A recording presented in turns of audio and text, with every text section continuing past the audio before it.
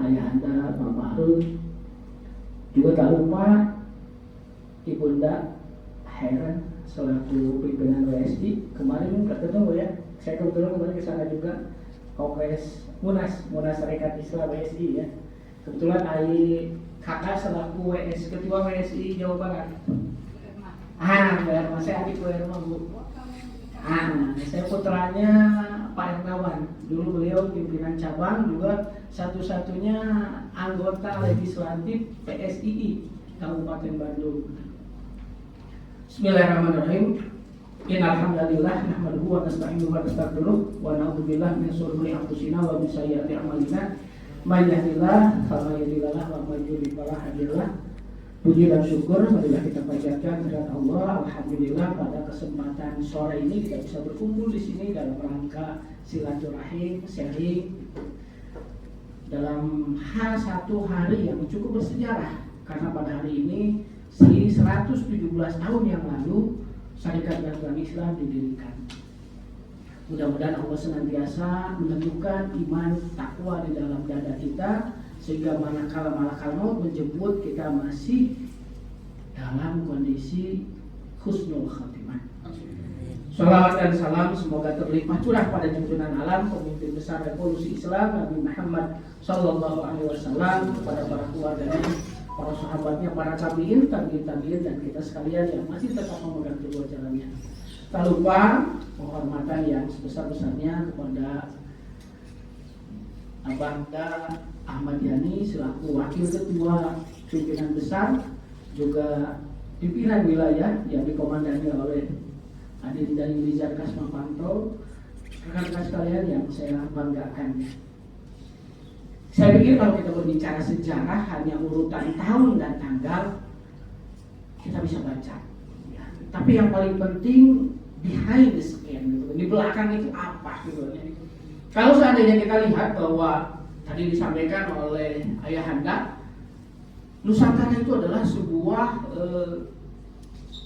daerah yang sangat luas, kaya gitu ya. Kita terkenal ketika dulu ada Majapahit, ada Sriwijaya, ke sini Samudra Pasai.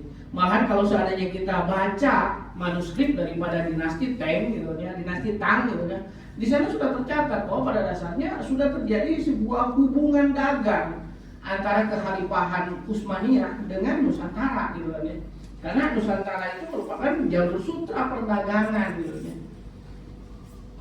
Nah, mereka gitu kan ya, ketika terjadi sebuah pertempuran, kemudian mereka menang perang salib, dibagilah dunia ini menjadi dua daerah, dua wilayah gitu kan, antara Portugis dengan Belanda gitu kan ya.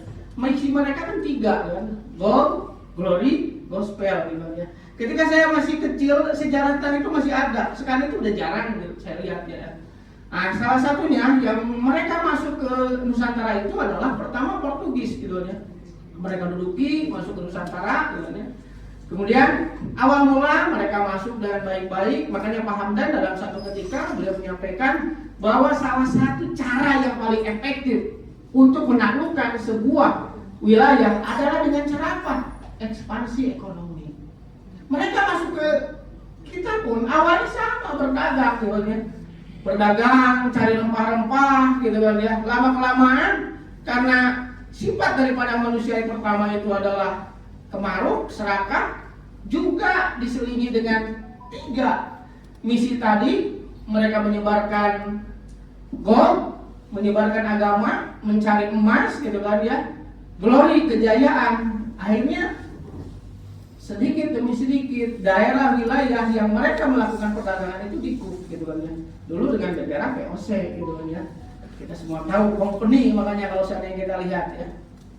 Nah, apa yang dilakukan oleh VOC? Mereka dengan karena kita basicnya orang Nusantara itu ramah-ramah, baik, kita terima gitu kan ya.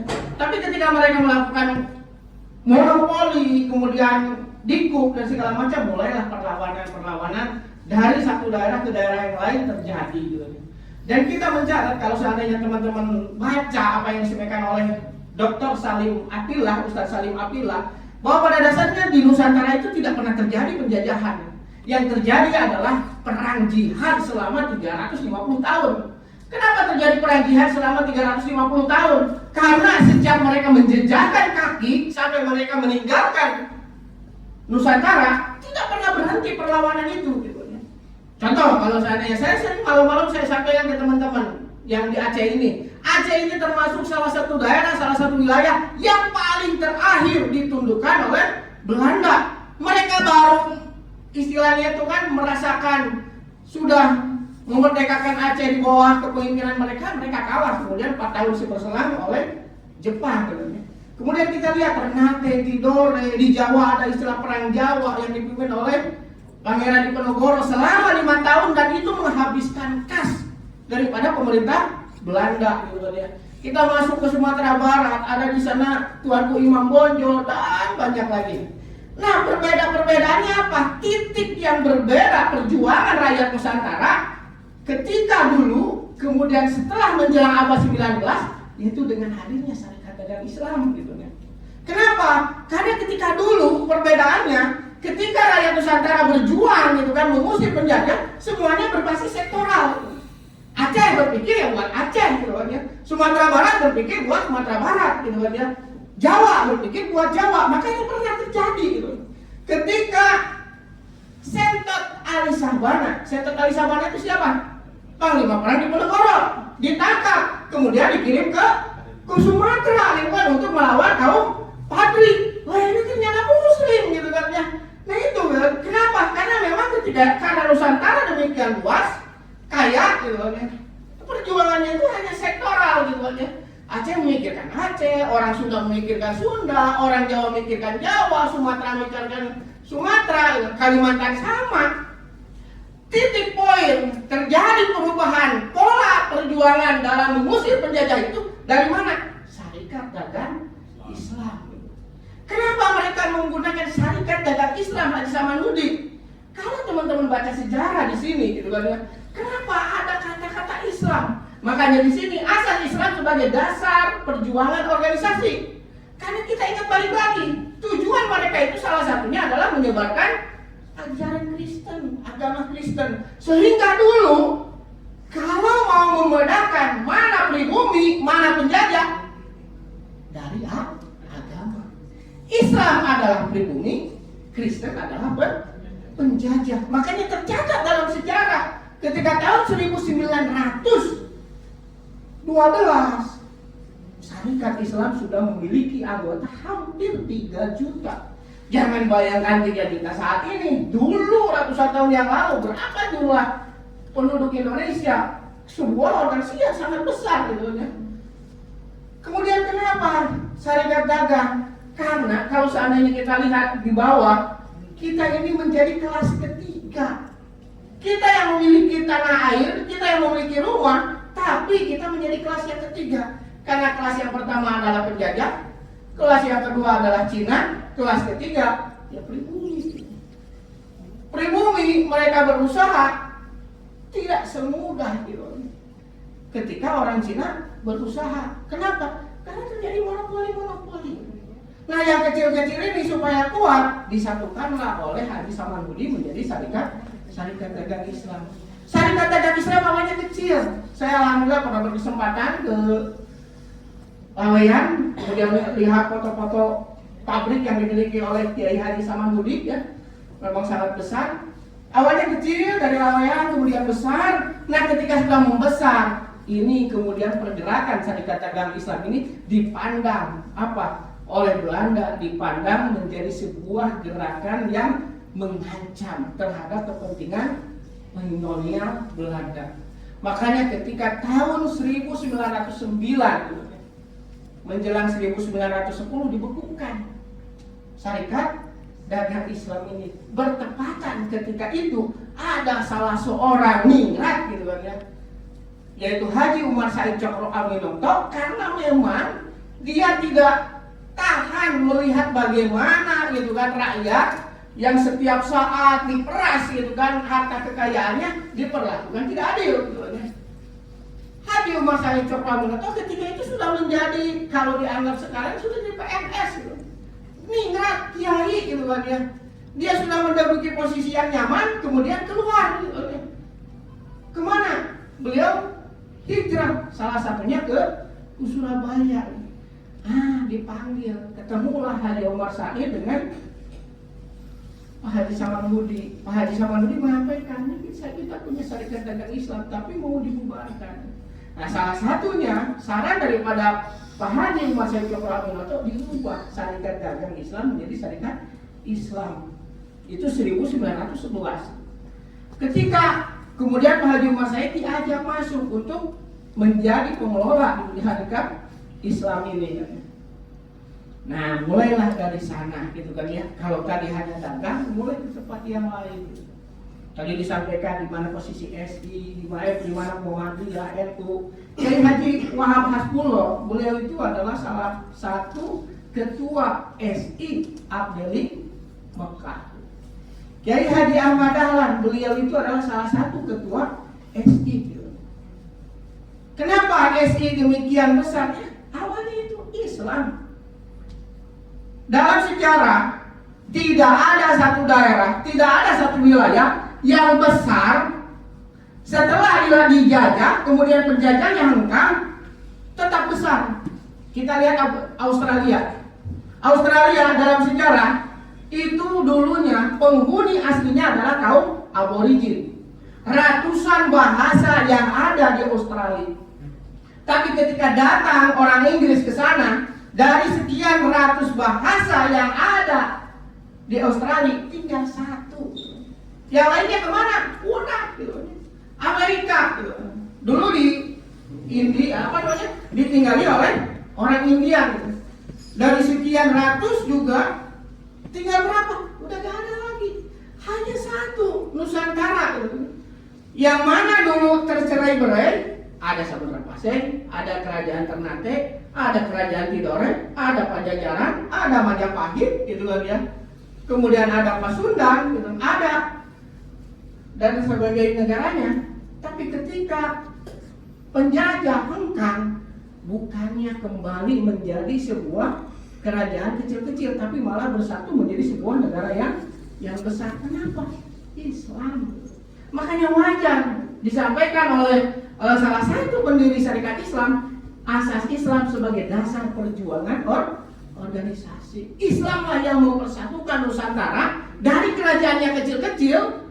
Ketika datang penjajah hengkang, bukannya kecil kembali, tapi malah menjadi lebih besar. Coba Bapak Ibu bayangin, Bapak Ibu melakukan perjalanan dari Sabang sampai ke Merauke butuh berapa jam?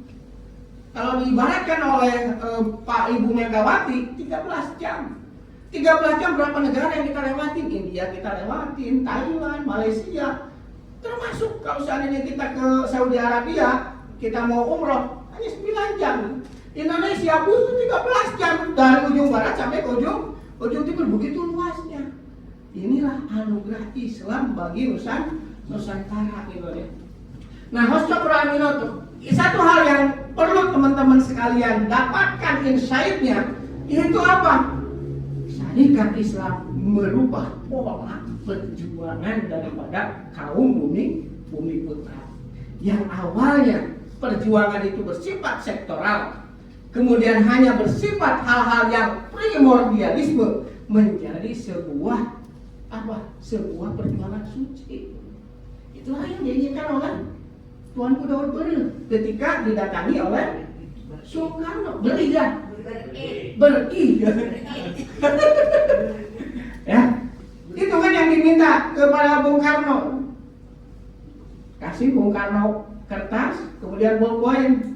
Kami berjuang untuk menegakkan sabilillah. Tolong berikan jaminan kalau kita gabung ke Indonesia, syariat Islam diberlakukan. Jebleh gitu kan, bukan nulis, betul nggak? Sejarah kan membuktikan seperti itu. Nah, inilah yang harus teman-teman sekalian. Apa sih yang berbeda dengan Syarikat Islam dengan organisasi yang lain? Yuk mari kita lihat. Salah satu tujuan daripada Syarikat Islam adalah melaksanakan agama Islam sepenuh-penuhnya dan seluas-luasnya. Kadang-kadang saya suka merenung, kenapa Syarikat Islam semakin lama semakin kecil? Kenapa? Takut mereka. Kalau seandainya program asas, program tadi betul-betul kita laksanakan dalam kehidupan sehari-hari, Bahkan kalau seandainya misalkan kita lihat ya, Kang Barna, mungkin Ibu kenal ya, Pak Barna sekalian, kecerdasan daripada seorang host Cokro ketika beliau membuat program asas, program tandem. Ini program asas persatuan dalam umat. Maksudnya apa persatuan dalam umat? Syarikat Islam tidak pernah membicarakan madhab gitu ya. Kemudian tidak pernah membicarakan perbedaan guru kan. Yang paling penting apa? Umat semua bersatu, makanya namanya syarikat Islam gitu ya. Kemerdekaan umat, sifat pemerintahan, penghidupan ekonomi, keadaan dan derajat manusia, kemerdekaan yang sejati. Kalau seandainya kita cermati ini semua, bukankah ini adalah sebuah negara? Walaupun negara dalam negara, kita umat bersatu. Kenapa kita misalkan sampai bisa lemah seperti ini gitu kan ya? Kalau seandainya kita lihat sering Pak Hadar menyampaikan gitu ya pada kesempatan kali ini bahwa kita harus kembali ke ekonomi. Karena apa? Karena 80% kekuatan ekonomi Indonesia sekarang hanya dikuasai oleh 2% orang gitu. Kenapa ya? Karena kita tidak pernah bersatu gitu. Kita masih berdebat tentang perugian, kita masih tentang misalkan taraweh 11 atau 23 dan segala macam yang tentunya ini membuat kita itu jadi banyak energi yang terbuang gitu. Kemudian sandaran gerak perlawanan, arah dan daya upaya perlawanan. Nah, ini yang tiga ini yang menjadi titik tekan yang sekarang Pak Hamdan disebut dengan catur program ya. Politik tadi disampaikan oleh Pak Zul ya, kita itu saya teringat dengan Pak Hamdan dulu menyampaikan SI semakin lama semakin kecil karena perebutan posisi di P3 ketika itu. Gak terakomodir masuk ke partai akhirnya bisa. Makanya udah kita sekarang menjaga jarak yang sama dengan partai politik. Tapi bukan berarti kita tidak berpolitik gitu. Kita berpolitiknya kalau kata Pak Hamdan high politik. Apa yang dimaksud dengan high politik? Dalam pandangan Pak Hamdan, high politik ini adalah bahwa kita melihat bagaimana kaum Yahudi di Amerika, mereka kecil jumlahnya, mereka minoritas, tapi mereka memiliki mayoritas dalam kekuasaan ekonomi. Siapapun itu yang jadi presiden, ketika tidak melaksanakan apa yang diperintahkan oleh kaum Yahudi, salah satu contoh Obama. Ketika Obama dia mau berakhir di masa yang pertama, mau pencalonan yang kedua, gitu, sudah mau baik-baik dengan umat Islam, langsung belok gitu kan, karena dia melihat kalau seandainya terutama kebijakan tentang penanganan Palestina gitu kan, itu gitu kan ya. Makanya sekarang kenapa Syarikat Islam terus menerus sekarang mengobarkan dakwah ekonomi? Ya, salah satunya kalau seandainya kita memiliki kemampuan dalam ekonomi, ya politik itu nanti dengan sendirinya gitu kan ya akan bisa kita kuasai. Sekarang coba lihat, kita di pusat ada namanya Putra Parusdi Kirana. Parusdi Kirana itu pemilik Lion Air. Dulu saya sering lihat OKP ya, ini budak muslim lah, atau masuk KNPI. Dari KNPI kemudian jembatan untuk Golkar. Supaya apa? Supaya jadi anggota legislatif. Putranya Parusdi Kirana selesai kuliah gitu kan, kasih modal sekian, langsung jadi anggota DPR RI. Jadi pola perjuangan sudah beda gitu kan ya, dulu dengan sekarang. Dulu mah bisa gitu ya, sekarang udah lain lagi gitu. Makanya yang harus kita kuatkan adalah apa? Ya, ekonominya gitu ya. Nah, baik teman-teman sekalian, jadi apa sih kebanggaan kita di Syarikat Islam? Yang sering saya sampaikan, kebanggaan kita di Syarikat Islam adalah ada sebuah hadis, man qala la ilaha illallah fi akhiril kalam dakhala jannah. Kenapa? Lambang kita itu 2 kalimat syahadat. Coba teman-teman misalkan pakai baju Syarikat Islam, kemudian pakai pin Syarikat Islam aja. Mau macam-macam berani enggak? Masa di sini 2 kalimat syahadat? Masuk WC aja kita buka kan gitu kan. Kemudian kecuali kalau masuk masjid kan, apalagi masuk apa? Masuk ke clubbing segala macam. Karena terus tersemat di dada, lama-kelamaan kan terinternalisasi gitu kan ya. Dalam pikiran kita, dalam benak, masuklah ke dalam hati kita. Kalaupun seandainya kita misalkan lepas nyawa dari raga, ini 2 kalimat syahadat akan senantiasa bersemayam gitu. Ini makanya dulu gitu kan saya diamanahkan gitu kan oleh ayah saya gitu ya. Kalau mau berorganisasi masuk masyarakat Islam, kenapa? Karena kita 2 kali kesahadatan. Perwujudan daripada kemerdekaan sejati pernah dalam satu ketika putra Pak Cokro itu Pak Harsono gitu kan, dengan bangganya bawa ijazah gitu ya, ke Pak Cokro gitu. Kita kan kalau seandainya bawa ijazah kemudian nilainya bagus kan diperlihatkan kepada ayah. Ketika datang disobek, kalau kamu mau mengabdi, kamu berangkat ke, kalau nggak salah suruh ke Belitung gitu kan, kemudian bangun SI di sana. Kenapa? Perwujudan daripada kemerdekaan sejati. Tidak ada yang kita takutkan, harta, benda, jabatan selain daripada Allah Subhanahu Wa Taala. Untuk itu ya saya sangat berharap hari ini tentunya tidak cukup gitu kan ya bagi kita, karena memang sangat banyak. Tadi berbicara tentang kenapa kemudian ada SI merah, SI putih. Pak Cokro itu juga merupakan seorang guru yang kalau seandainya kita lihat memberikan sebuah kebebasan kepada murid-muridnya. Bahkan kalau seandainya misalkan kita melihat Soekarno apa yang disampaikan, dipidatokan oleh Soekarno, semuanya itu adalah rekaman daripada pidato-pidato Hos Cokro Aminoto. Karena kemanapun Hos Cokro itu pergi berpidato, Soekarno senantiasa mengikuti dan pulangnya senantiasa dipraktekkan. Dan ketika muridnya itu kan sering berenang, mereka semuanya sama keinginannya, mimpinya. Apa mimpinya? Pingin menjadi pemimpin, gitu kan? Pingin jadi presiden dan terlaksana, gitu kan? Atau si Suryo menjadi presiden DKI, gitu kan? Musso menjadi presiden Republik Indonesia. Soekarno menjadi presiden Republik Indonesia. Kenapa kalau seandainya kemudian kita lihat pun ada satu peristiwa yang cukup juga harus menjadi sebuah inspirasi bagi kita sekalian, adalah ketika tahun 1916 yang kita di SI senantiasa diperingati sebagai apa Bu? Selok Bescur.